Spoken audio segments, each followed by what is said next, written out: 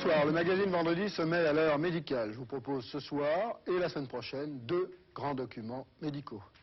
Ce soir, je vous propose un dossier difficile dont le titre à lui seul indique le caractère un peu polémique, médecine parallèle ou charlatan.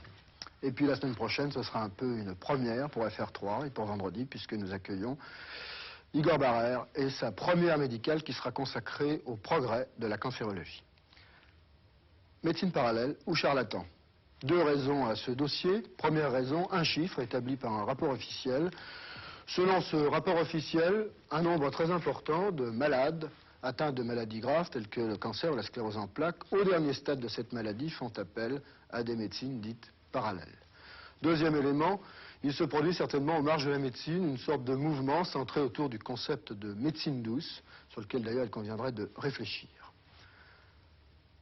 Mais comme dans le document que vous allez voir ce soir, seuls les médecins représentant la médecine parallèle ont la parole et que nous souhaitions une rencontre entre les 2 parties de la médecine, nous avons demandé à 2 représentants de la médecine, disons, orthodoxe, d'être présents ce soir sur le plateau de Vendredi. Ils ont accepté et je vous les présente.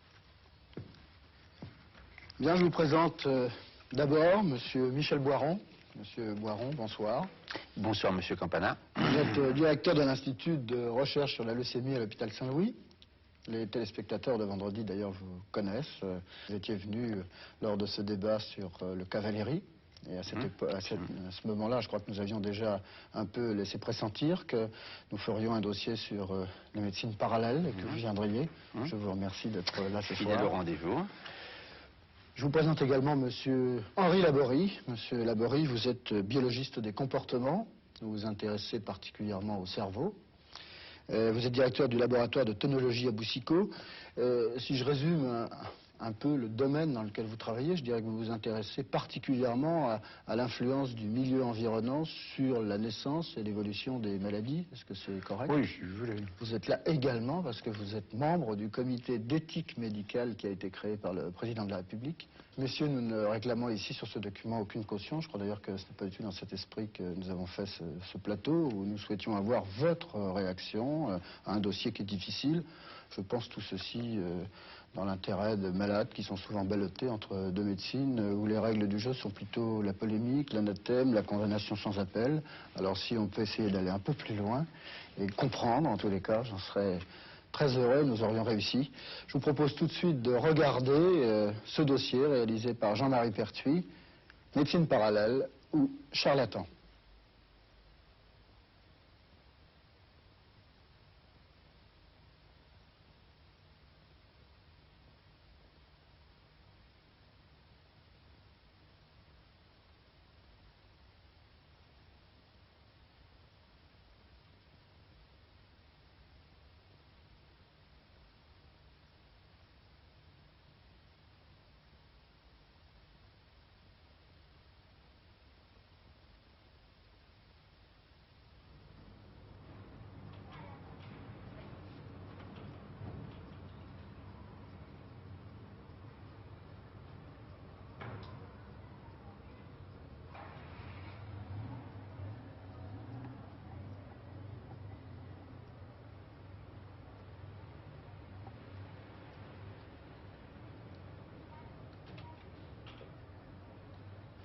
Comment vous sentez-vous, madame? Très bien, très très bien.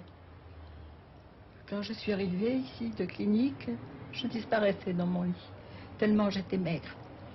Et au bout de la semaine, j'ai commencé à manger grâce aux perfusions.